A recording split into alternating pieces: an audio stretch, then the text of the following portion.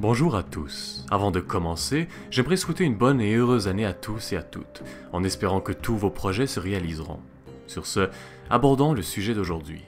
Dans la vidéo précédente, nous avons exploré le mythe d'Apophis, le serpent géant du chaos et de la destruction. Aujourd'hui, nous allons nous pencher sur le mythe d'un autre serpent gigantesque, mais cette fois-ci issu de la mythologie nordique. Je veux bien parler ici de Jormungandr, le serpent de Midgard. Jormungandr est un serpent marin d'une taille colossale qui réside dans les abysses de l'océan qui entoure Midgard, le monde des humains dans la mythologie nordique. Si vous n'êtes pas familier avec les différents mondes qui constituent la mythologie nordique, je vous suggère d'aller regarder la vidéo sur Yggdrasil, l'arbre monde, avant celle-ci. Enfin bref, comme la plupart des créatures étranges et monstrueuses de la mythologie nordique, Jormungandr est un autre enfant de Loki, tout comme Fenrir, le loup géant, et Sleipnir, le cheval d'Odin.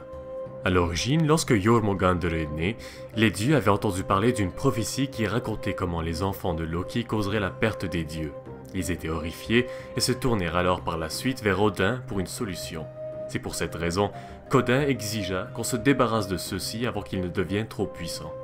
Par conséquent, un jour, alors que Jormungandr était encore petit, il fut jeté dans la mer qui entoure Midgard et il sombra jusqu'au plus profond des abysses.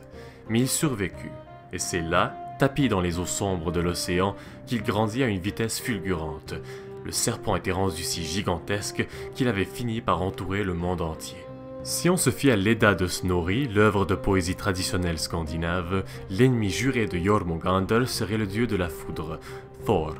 À plusieurs reprises, le serpent de Midgard et le dieu se livrèrent des batailles incessantes.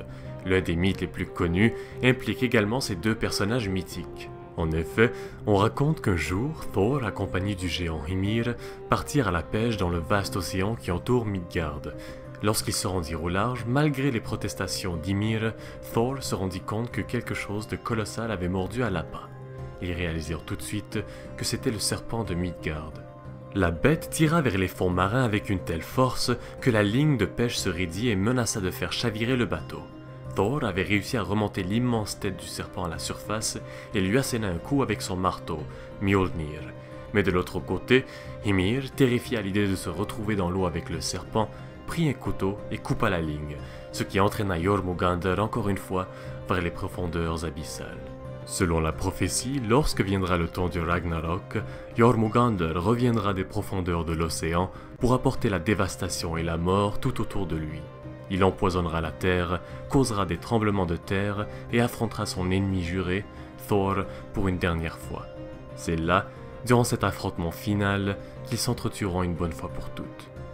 Alors voilà, ceci conclut la vidéo d'aujourd'hui. Merci à tous de l'avoir regardé. Si elle vous a plu, n'hésitez pas à vous abonner à la chaîne et à partager la vidéo. Vous pouvez également laisser un commentaire juste en dessous pour me dire ce que vous en avez pensé.